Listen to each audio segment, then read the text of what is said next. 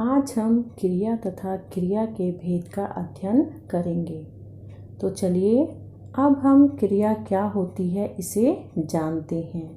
जिन शब्दों से किसी कार्य के करने अथवा होने का बोध होता है उन्हें क्रिया कहते हैं। जैसे राम जा रहा है यहाँ पर क्रिया है, क्योंकि बच्चों यहाँ राम के द्वारा क्या काम हो रहा है, जाने का काम हो रहा है। तो ऐसे शब्द जो यह बता रहे हैं कि यह काम हो रहा है तो वे शब्द क्रिया हो जाएंगे।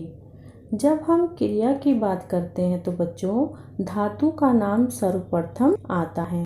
संस्कृत में क्रिया के मूल रूप को धातु कहा जाता है। तो बच्चों क्रिया का मूल रूप क्या कहलाता है? धातु कहलाता है। धातु में ना प्रत्यय जोड़कर क्रिया के सामान्य रूप बनते हैं। धातु रूप से बनने वाली कुछ क्रियाओं के सामान्य रूप को जानते हैं। चल धातु का सामान्य रूप क्या होगा? चलना, उठ से उठना, लिख से लिखना और देख से देखना। बच्चों क्रिया का सीधा संबंध जो होता है वो हमारे कर्ता से होता है। क्रिया करने वाले को हम क्या कहते हैं? कर्ता कहते हैं। और क्रिया का प्रभाव जिस पर पड़ता है उसे हम कर्म कहते हैं। तो आइए बच्चों क्रिया कितने प्रकार की होती है यह भी जानते हैं। क्रिया दो प्रकार की होती है, कर्म के आधार पर और रचना के आधार पर। कर्म के आधार पर क्रिया के दो भेद होते हैं, सकर्मक क्रिया और अकर्मक क्रिया। रचना के आधार पर क्रिया के 6 भेद होते हैं, सरल क्रिया, संयुक्त क्रिया, समस्त क्रिया, मिश्र क्रिया, प्रेरणार्थक क्रिया और नामिक क्रिया। आइए पहले कर्म के आधार पर क्रिया के भेद को जानते हैं। अकर्मक क्रिया, क्रिया का वह रूप जिसके साथ कर्म का उल्लेख ना किया गया हो उसे बच्चों अकर्मक क्रिया कहते हैं। बालक दौड़ रहा है, इस वाक्य में क्रिया हो रही है पर क्रिया का जो प्रभाव है केवल कर्ता पर पड़ रहा है। इस प्रकार की क्रियाएं आकर्मक क्रियाएं कहलाती हैं। इसको पहचानने का एक तरीका और भी है बच्चों कि वाक्य में क्रिया के साथ क्या, किसे और किसको प्रश्न पूछने पर यदि उत्तर ना मिले तो वह क्रिया आकर्मक क्रिया होती है। जैसे देखो बालक दौड़ रहा है, बालक क्या दौड़ रहा है, उत्तर नहीं मिल रहा है हमें, तो यहाँ पर आकर्मक क्रिया होगी। अब आते हैं सकर्मक क्रिया। जिस क्रिया का प्रभाव कर्म पर पड़ता है उसे सकर्मक क्रिया कहते हैं। जैसे विक्रम आम खा रहा है, इस वाक्य में खा रहा क्रिया है और इस क्रिया का फल कर्म पर पड़ रहा है। जैसे विक्रम द्वारा आम खाने की क्रिया हो रही है, इस क्रिया का प्रभाव किस पे पड़ रहा है? आम पर पड़ रहा है। तो यहाँ पर सकर्मक क्रिया होगी। आइए इसे इस प्रकार समझते हैं। बच्चों विक्रम क्या है? हमारा कर्ता है। आम क्या है? कर्म है। और क्रिया क्या है? यहाँ पर खा रहा है। तो वाक्य में क्रिया के साथ क्या, किसे और किसको प्रश्न पूछने पर उत्तर मिल जाए तो वह क्रिया सकर्मक क्रिया होती है। जैसे उदाहरण हमने देखा था अभी, विक्रम आम खा रहा है। विक्रम क्या खा रहा है? आम खा रहा है। हमें अपना उत्तर मिल गया है तो यहाँ पर सकर्मक क्रिया होगी। सकर्मक क्रिया के भी दो भेद होते हैं, एक कर्मक क्रिया, द्विकर्मक क्रिया। चलिए एक कर्मक क्रिया को जानते हैं।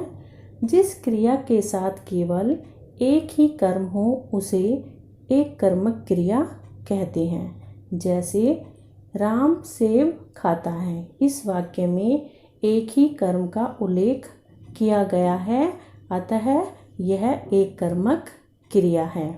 द्विकर्मक क्रिया, जिस क्रिया के साथ दो कर्म हो उसे द्विकर्मक क्रिया कहते हैं। जैसे दादी जी ने बच्चों को कहानी सुनाई। बच्चों, इस वाक्य में दादी क्या है? कर्ता है। कर्ता द्वारा सुनाई क्या है? क्रिया है। और प्रभाव किस पे पड़ रहा है? बच्चों और कहानी पर पड़ रहा है, इसलिए ये द्विकर्मक क्रिया होगी। आइए अब रचना के आधार पर क्रिया के भेद को जानते हैं। सरल क्रिया, क्रियाएं जब अपने मूल रूप में आती हैं तब वे सरल क्रिया कही जाती हैं। बच्चों, इसमें सभी आकर्मक और सकर्मक क्रियाएं सरल क्रिया में ही आती हैं। जैसे मैंने पत्र लिखा, लिखा क्या है? यहाँ पर सरल क्रिया है। आइए अब संयुक्त क्रिया को जानते हैं। संयुक्त क्रिया, जिन वाक्यों में एक से अधिक क्रियाएं मिलकर एक ही कार्य पूर्ण करती हैं, ऐसी क्रियाओं को संयुक्त क्रिया कहते हैं। जैसे रोहन बाजार से आ गया, तो ये क्रिया एक ही कार्य को पूर्ण कर रही है, इसलिए ये संयुक्त क्रिया है। संयुक्त क्रिया की पहली क्रिया में ही क्रिया के मुख्य अर्थ का पता चलता है। जैसे आपने देखा, आ गया में क्रिया का मुख्य अर्थ आना ही है, तो पहले क्रिया आ से निकल रही है और पहली क्रिया को हम मुख्य क्रिया कहते हैं और दूसरी क्रिया गया, ये इसकी सहायक क्रिया होगी।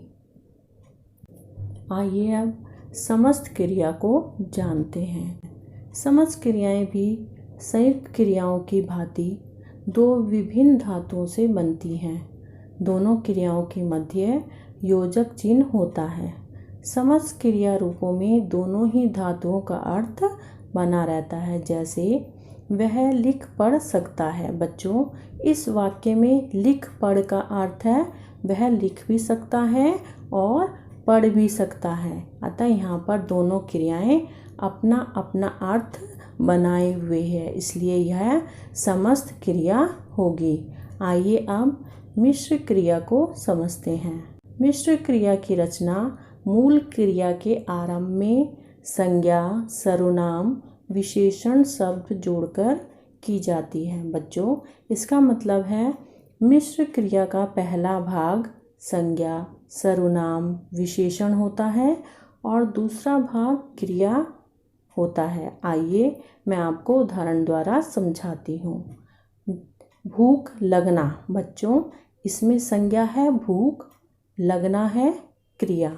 इसी प्रकार अपना लगना, बच्चों इसमें अपना क्या है? सर्वनाम है और लगना जो है क्रिया है। बुरा लगना, बच्चों इसमें भी बुरा शब्द विशेषण है और दूसरा लगना जो है ये क्रिया है। तो बच्चों, इन उदाहरणों के द्वारा हमने जाना कि मिश्र क्रिया क्या होती है। चलिए अब प्रेरणार्थक क्रिया को भी जान लेते हैं। जब क्रिया से यह ज्ञात हो कि जब कर्ता स्वयं कार्य न करके किसी अन्य को काम करने की प्रेरणा देता है, अर्थात बच्चों कर्ता स्वयं काम को स्वयं न करके किसी अन्य से करवाता है, तो उसे प्रेरणार्थक क्रिया कहते हैं। जैसे राम मोहन से पौधों में पानी डलवाता है, तो बच्चों इस वाक्य में कर्ता कौन है? राम है। पौधों में पानी डालने का कार्य स्वयं न करके मोहन से करवाता है, तो इस वाक्य में डलवाता है, ये क्या हो गया? प्रेरणार्थक क्रिया हो गई। प्रेरणार्थक क्रिया भी दो प्रकार की होती है, प्रथम प्रेरणार्थक और द्वितीय प्रेरणार्थक। प्रथम प्रेरणार्थक, जब कर्ता स्वयं भी सम्मिलित होता हुआ प्रेरणा देता हो तब उसे प्रथम प्रेरणार्थक कहा जाता है। जैसे अध्यापक छात्रों को पढ़ाता है। अब बच्चों देखिए, वाक्य में कर्ता कौन है? अध्यापक है। पढ़ाने के कार्य में स्वयं भी सम्मिलित होता है और छात्रों को भी पढ़ने की प्रेरणा दे रहा है, तो इस वाक्य में कर्ता अध्यापक दूसरे के लिए कार्य कर रहा है। चलिए अब द्वितीय प्रेरणार्थक को भी जान लेते हैं। द्वितीय प्रेरणार्थक जब कर्ता स्वयं कार्य न करके किसी दूसरे को कार्य करने की प्रेरणा देता है तो वहाँ पर बच्चों द्वितीय प्रेरणार्थक क्रिया होती है। जैसे माँ आया से बच्चे को दूध पिलवाती है। इस वाक्य में माँ क्या है? प्रेरक करता है और आया जो है प्रेरित करता। माँ दूध पिलाने का कार्य स्वयं न करके किसके द्वारा करवा रही है? आया के द्वारा करवा रही है।